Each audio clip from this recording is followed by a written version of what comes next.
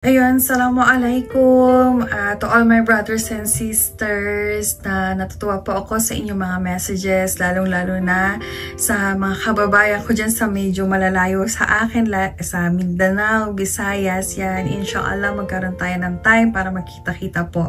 And also sa aking mga kapatid na nasa abroad, nagtatrabaho para sa kanilang pamilya, mga OFW ang ating bayani. Yun nga po, dito po sa ating talakayin ngayon is tungkol doon sa mga bayani nating OFW. Maraming salamat po sa inyo. Mabuhay po kayong lahat. Dahil po, alam ko kung gaano kahirap maging OFW dahil minsan na po akong nagtrabaho sa ibang bansa para makatulong sa aking pamilya. Yun nga lang, lahat po ng ating ginagawa, as I have said, laging meron yan katumbas na consequences. Naiintindihan ko po ang marami sa atin na gusto lang naman is masuportahan ng pamilya para sa kanilang future.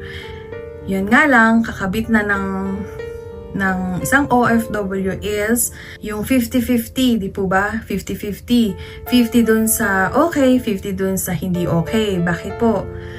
Doon tayo sa okay, 50% nandyan yung susweldo tayo ng malaki dahil ang currency natin is mababa compare sa currency ng ibang bansa.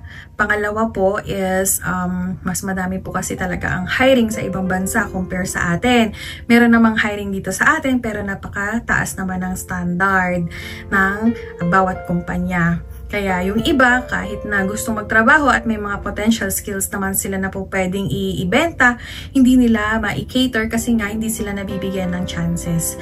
Pangatlo is yung mga OFW yan, kaya nilang i-provide lahat ng pangangailangan ng kanilang pamilya at ang kanilang pag-aaral, gamot, medicine, ganyan.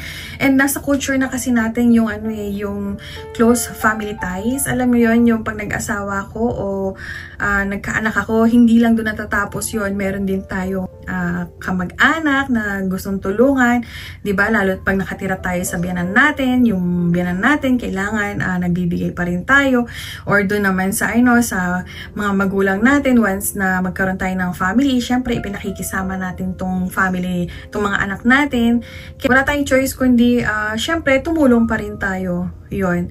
Anyways, kanya-kanya kasi ako, in fairness naman sa family ko, wala naman talagang responsibilidad na ako kailangan tulungan ko yung family ko. But ako mismo sa sarili ko, pag may sobra, sige, bigay ako. Pero pag wala, I'm sorry, kanya-kanya. Di ba ganon? So, yun, ang akala lang ng iba masarap sa abroad, pero sa totoo lang po ako, nung base sa aking experience po, may anak na rin po ako nung nag-abroad ako. Araw-araw po na ginawa ng Diyos. Ya Allah, talagang umiiyak po ako. That time, wala pa pong Facebook, wala pa rin wifi that time. And wala akong choice kundi bumili ng ng 10 real pang na pitag akong tawagin ang card para makapag-load ako. Tatawagan ko yung anak ko at yung family ko. Hindi mawawala yung homesick unless makakasama mo yung family mo din sa abroad. So, yun yung mga struggle, lalong-lalo na pag nasa ibang lugar ka at wala ka namang kakilala. Kung ikaw lang mag-isa doon na Filipino, napakahirap din naman mag-adjust. Unang-una may language barrier, 'di ba? Hindi naman kasi lahat marunong talaga mag-English, lalong-lalo na sa Middle East. Diyos ko Lord, talaga naalala ko, ang alaga ko hindi marunong mag-English. Kala ko nag-aaway kami. Yung, alam mo kasi mga Arabo kasi pag nagsalita yan, malalakas ang boses. Akala ko sinisigawan ako, yung pala sinasabi lang. Ang sabi niya sa akin ganito, ang pagka-deliver niya, Ta'ali akil. Yun, yung Ta'ali akil. Yung, akala ko naman, anong gusto mo yung gano'n? Parang nagagalit. So ako naman, no, I'm good. Yung ganon. So, yung pala, ang gusto pala niya, ibig sabihin, tara kain. So, ako naman, nalaman ko na lang yun after 2 or 3 months. Yala, sabi ko, ngayon alam ko na lahat ng marunong kasi ako magsalita ng Arab. So, kumbaga, napakalaking bagay talaga ang language. Ayun. So, iyon, nakakala ng iba pag nasa abroad na mayaman. So, hindi po. As much as possible talaga kung kaya namin talagang gipitin ang sarili namin, makapag-ipon lang, maibigay lang sa pamilya ang kanilang pangailangan, gagawin po namin. And Yung sakit lang ng loob na ang iiwanan is maliit, pagbalik, di ba, malaki na, hindi na siya kilala ng anak. So, nangyari po sa akin yun, kaya masakit sa loob. Kaya lang, sabi nga, kung meron ka talagang goal, you have to sacrifice, di ba? Kailangan mo talagang magsakripisyo. So, yun. And then, napakadaming struggle pag nasa ibang bansa. Ang consequence naman na maiiwan, syempre, yung iba nagtutuloy na talaga na idiretso itong pagtatrabaho kasi katwiran nila mahirap makahanap ng trabaho sa Pilipinas. So, ang ending, hindi nila nagagabayan o natutunghayan ng paglaki ng kanilang mga anak. Napakaswerte talaga ng magulang din naman if ang anak is walang bisyo habang lumalaki. Okay? Kasi yun ang sinasabi namin na bata ang pinupuntiryan ng droga dahil sila is mahihina ang kanilang pamigil o mahina pa ang kanilang disiplina. So, lalo na pag nalaman na ang parents is nasa abroad, napakadali niyang hilahin, iyon ang nabibiktima at nahihikayat para gumamit ng droga. Ang ending niyan, hingi ng hingi ngayon sa parents na nasa abroad, kailangan ko ng ganito. Malalaman pala ng nanay o tatay na nag-a-abroad, ang anak is nalulung na sa droga. Hindi pala nag-aaral, ang alam niya nag-aaral. May iba din naman na akala nila nag-aaral, yung pala buntis na sa napakabatang edad. Yun yung mga struggle na kinakaharap ng ating sambayan ng Pilipino. Lalo-lalo na ang mga OFW. So, ang OFW ngayon, uuwi, walang choice kundi iiyak na lang. Magagalit para pagsabihan ng pamilya, pero kapalit nun, wala. Sakit pa rin ng loob, aalis, iisipin na kailangan nilang kumita ulit at magtrabaho. Limited lang talaga ang pinagpapala na uuwi ng maayos ang OFW, makikita nila na maayos din ang pamilya nila. Majority nito is nasisira ang family kasi nga because of drugs. Okay? Madaming sinira ang drugs. Lalong-lalo na yung kunyari, ang asawang babae naman ang nag-abroad. Ang uuwian niya dito, yung asawa niya naging drug addict na pala, drug user na pala. Bukod pa doon, nagkaroon pa ng kabit. Alam niyo yun, nasisira dahil nga kasi marupok ang tao. O, iyon ang tinatawag na challenges na kailangan talagang labanan para mag-survive sa tinatawag na buhay. And kaya ako sinishare ko sa inyo na pinagpapagawaan o pinanggagalingan ng droga, iyon ang kailangan talaga na masupil para hindi na siya kumalat kasi nakakasira talaga siya ng pag-iisip ng tao. At madalas na biktima, lagi pong sinasabi din niya ng aking asawa na mas maganda talaga na nasusubaybayan ng nanay ang bata dahil sila ay marurupok pa at madali sila maimbita. Lalo na yung mga party drugs, ganyan, iinom, tapos try natin to, yung mga ganun ba? So, walang kontrol ang bata. Ako po, nagpapasalamat ako sa mga OFW dyan, kapwa ko OFW sa ibang bansa at nagpapahatid kayo sa akin ng magandang mensahe, pampalakas ng loob.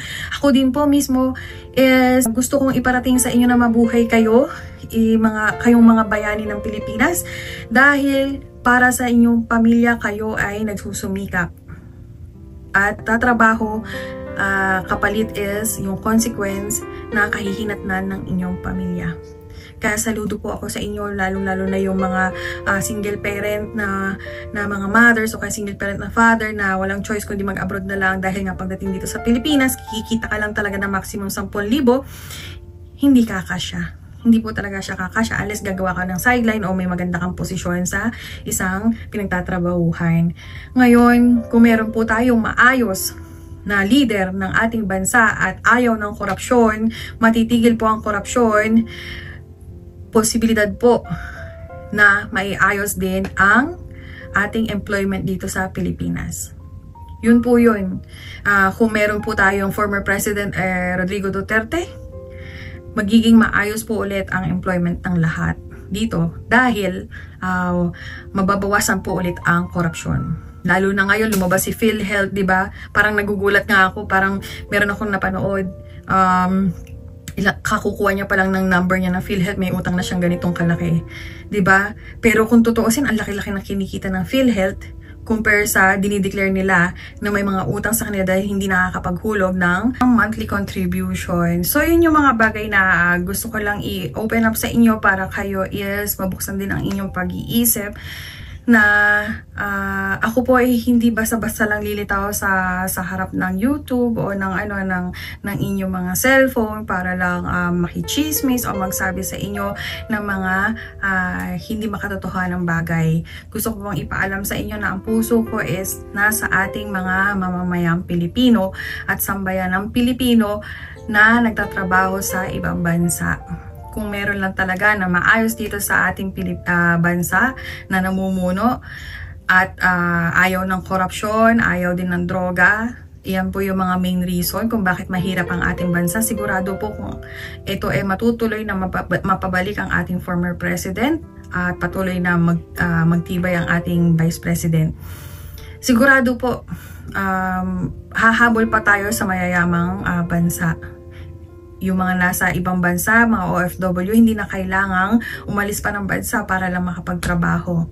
Kung aalis man sila ng bansa, sigurado panatag na din sila dahil alam nilang ligtas ang kanilang pamilya. So, ang kaya lang natin gawin ngayon is magsama-sama tayo, ipagdasal po natin at ipagdoan natin na bumalik ang ating pinakamamahal na former president, Rodrigo Roa Duterte, at bigyan nyo pa ng inshallah ng lakas ng loob at pagtibayin pa ni Vice President Sara Duterte ang kanyang ang kalooban at paninindigan para sa ating bayan.